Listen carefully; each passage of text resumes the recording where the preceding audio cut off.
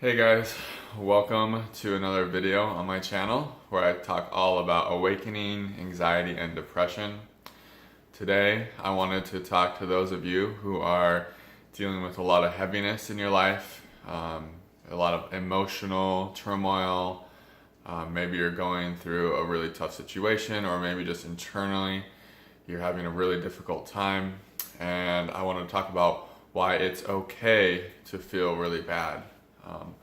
I know in our society that feeling negative feelings, that being sick, that having depression or anxiety is really frowned upon, and that type of social conditioning really creates the impulse in a lot of us to deny our feelings or to try to hide them, or if we do have them, maybe we are ashamed of what we're feeling or embarrassed even, and it's difficult for us to talk about with others, and we just keep everything inside, and that only increases the negativity, and that only makes the situation more difficult for us to really work through.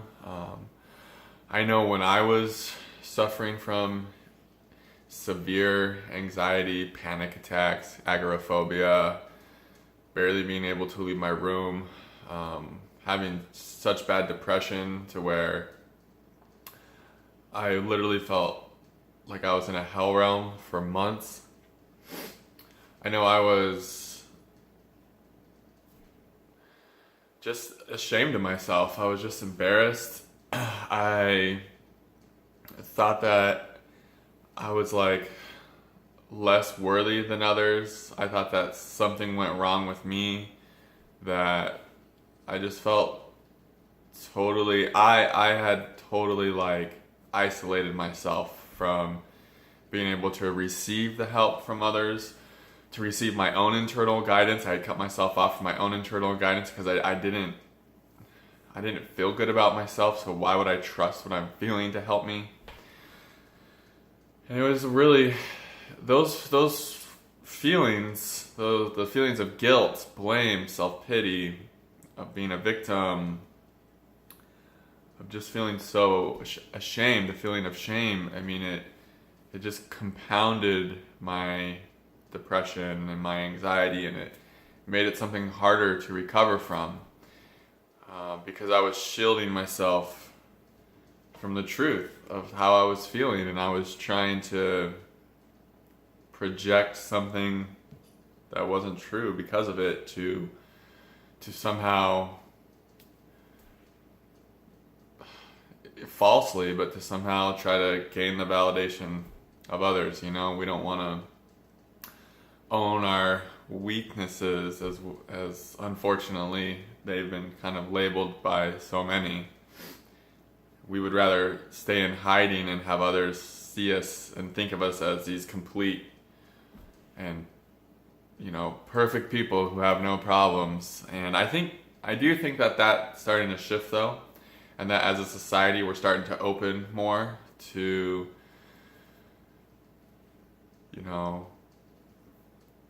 inner imbalances, inner turmoil, and we're starting to become more supportive. And the more people that really open up about what they go through, the more other people will feel comfortable opening up, and we can begin creating an environment where people feel safe about feeling what they're feeling, because that's the crux right there, guys, is you're feeling what you're feeling for a reason. Your feelings, whether it be depression or severe anxiety like I went through, or just maybe sadness or anger, your shame, your guilt, those feelings are trying to teach you something. Otherwise, you wouldn't be feeling them. Pain and suffering are the biggest catalysts for our growth as humans. When we're feeling really, really good, we never ask why. Why am I feeling so good? But when we're feeling really bad, when we're having panic attacks every day, when we are so depressed we can't get out of bed, we are asking why almost every second of every day. Why do I feel this way? Why am I so anxious? Why do I have a panic attack when by just having the thought of going into work? Why am I having panic attacks at work? Why can't I get out of bed? Why am I so depressed? Why does everything feel so bad? We're literally in a state of asking why on a constant, in a perpetual loop. And the question of why is so valuable, because when we ask the question why, the insights as to why will come to us if, this is the biggest thing, if, this is the one thing I learned that really started to shift everything. The insights will come into us if we will open, if we will stop resisting the pain. Once we ask the question why, the answers will start coming into us if we don't block them out by trying to resist our pain or escape our pain, or if we suppress our pain and try not to feel it in any way, then we block ourselves from the answers. But everything we want to know about our anxiety, our panic attacks, our deep depression will come into our life if we just open to the pain and if we just surrender to the pain. And what this means on a very literal level, I'll take anxiety, panic attacks, what I went through for a long time. When we're having a panic attack, instead of trying to change the feeling, instead of trying to run away from it, instead of trying to take a pill to numb it, instead of trying to, like I used to just smoke marijuana constantly to try to avoid my panic attacks. So instead of doing something like that, if we just allow the energy of the panic attack to move through us and to arise in our being fully, that's when all the answers will start to flood in as to why we're feeling the anxiety. When we're really depressed and it's a heavy depression and we can't get out of bed, instead of trying to change the way we are feeling in that moment, if we will just open to the darkness that is so heavy and is so just like, overwhelming. I remember my depression, it was just so in my face, like just unrelenting, just persistent. And I was just as unrelenting and persistent with my resistance of it. I was just as forceful with my saying, get away from me, depression. I want nothing to do with you. I don't want to feel you, as it was coming on me. So if we will just open to it and just let it wash through us and let go of that resistance and that need for escape from it. And if we will just allow the negativity, the darkness that we're so afraid of facing to come up and through us, we will get the answers as to why I am depressed. And the reason we resist the awful panic attack, fearful energy, and we resist the heavy, dark emotions is because we think if we weren't to resist them and we were to just let them up and to immerse our being, that we would be completely overwhelmed by the feelings. And it takes trust to really let go and to surrender and to open like I'm asking you to do. Because it may feel like that the first time you do it. But if you can do it if you can just let go and have trust that you can do it and let go that first time, everything will change, because you will see that the feelings don't overwhelm you and you actually have the capacity, you have the space within you to allow these feelings to fully come up, to be felt. And then once you're able to fully feel these feelings and open to them and embrace them, then you're going to be able to let go of them. These feelings will release.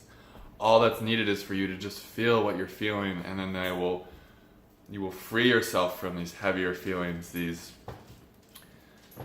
fearful, panic feelings of anxiety. These are the ones that I went through the most, that have the most experience of feeling. But it's not an easy road by any means, but it's one that's so worth taking, because once you just open to these feelings one time, you will truly feel the power that you have within you, that, oh, I can face my feelings of panic and fear and not be overwhelmed. And then it's going to give you the courage to do it again and again and again. And every time you open to them, you allow more of those feelings to keep coming out of you and out of you. And you start feeling lighter and lighter, and your life's going to have less fear. The panic attacks will begin to dissolve. Then the anxiety begins to dissolve. And then you're going to feel so much freer to be who you want to be. Because once we face everything going on in here that scares us, everything out here that scares us begins to melt away. And with the depression, when you're able to face that darkness that's buried deep within you and it keeps coming up and up and up, you're gonna start welcoming it to come up, because you're gonna start feeling just how much better it feels after you've opened to it and let it come up and out of you. And then I got to the point where I was actually like willing the next layer to come up. Be like, I would go and try to just lay down and like, please come up to be released. And it was, when you get to that point, it becomes like, it goes on autopilot, the healing process. It becomes inevitable that you're going to heal yourself. And then when you begin healing yourself, you just become transformed. And I just really wanted to share this today, to share, where I was and how impossible and hopeless everything felt, and just how close I was to not making it, to be honest. And the process that finally clicked for me, of surrender, of opening to these emotions, of just letting go of the guilt of feeling bad and just allowing myself to feel fucking terrible. Just fine, I'll feel bad. I'm gonna stop resisting feeling bad, and just let go and just let it all come up and out. And once I was able to really grasp that and own that, it allowed me to really step into my power. And that's what allows us to heal ourselves, because if we are making excuses for our powerlessness, that's a victim mindset, and really nothing can change. But if we will empower ourselves and to have the courage to feel what we're feeling and to open to it, that's when everything changes. So I just wanted to share that with you guys. I hope you're getting something out of that. If you have any questions about it, feel free to drop a comment below. I'm also going to link a blog post I created called Follow Your Feelings that goes in alignment with everything I'm talking about here. That might help you. But other than that, I hope you guys have a great day, and I will see you in the next video.